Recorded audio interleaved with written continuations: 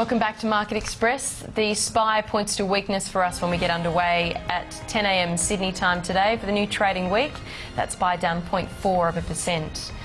And US markets over the weekend being impacted by the disappointing non-farm payrolls report and also renewed concerns surrounding foreclosures for banks, which weighed on bank stocks. The Dow finished down 22 points, the S&P 500 index giving up 2.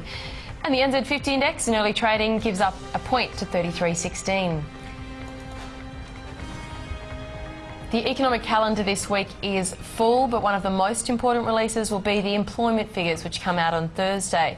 And ahead of that, the December Advantage Job Index experienced the biggest fall in job ads in 18 months. It fell 2.3% from November.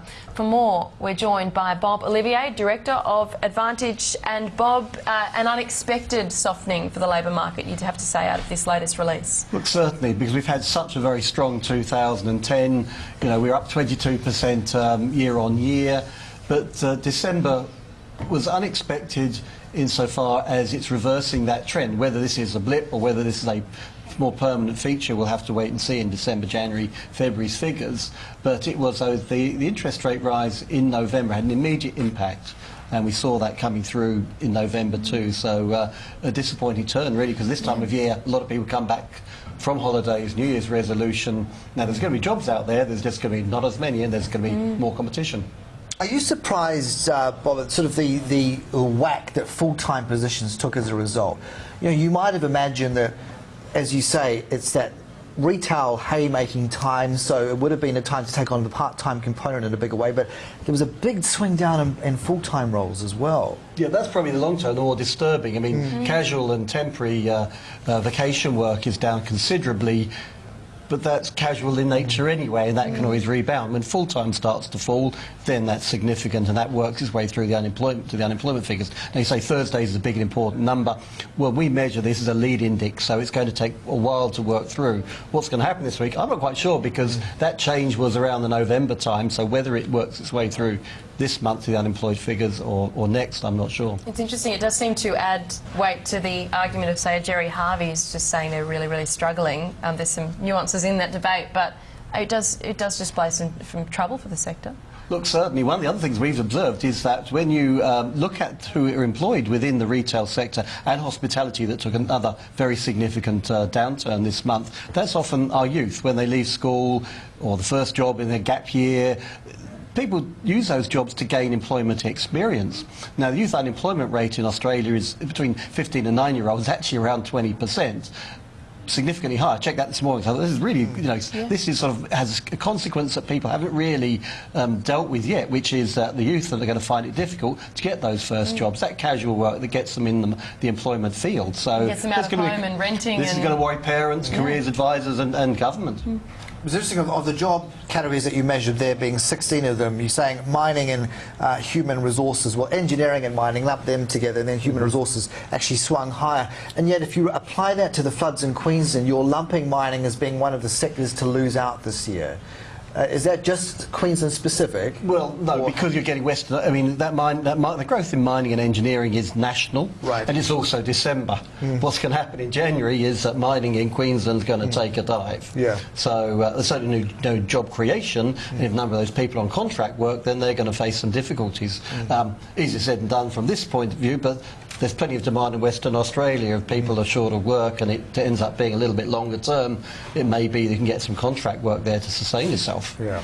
Because we saw that even having the New Zealand with the Pike River disaster, and clearly the demand is such that you can even be going, you know, you can cross the Tasman to pull workers, and, you know, that will, you know, be required. Well, so, yeah, so people, the fortunate ones are the ones who are going to have those skills that are going to be sort of applicable anywhere within the mining sector around Australia or internationally, so they may have more opportunity, those who are stuck in those regions and without able to find sort of alternative employment. Because there was that interesting story of the kind of wages that are being offered to miners in New Zealand come over in Australia, 120,000 plus, you know, free accommodation, free flights, free food.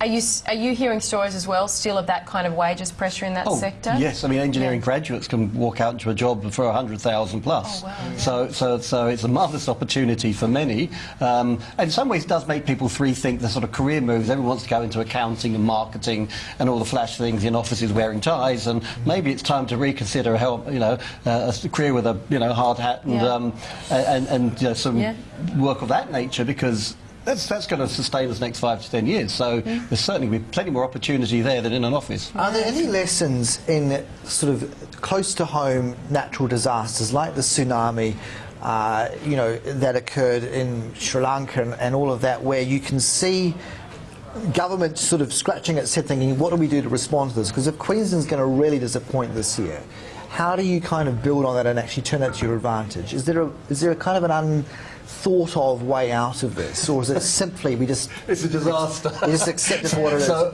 I can give you some. Well, the short-term gain you might actually say is that this actually does create jobs in trades and services. Building construction jobs in Queensland fell 7% in December. Some of those guys are going to be sitting on the Gold Coast with no work.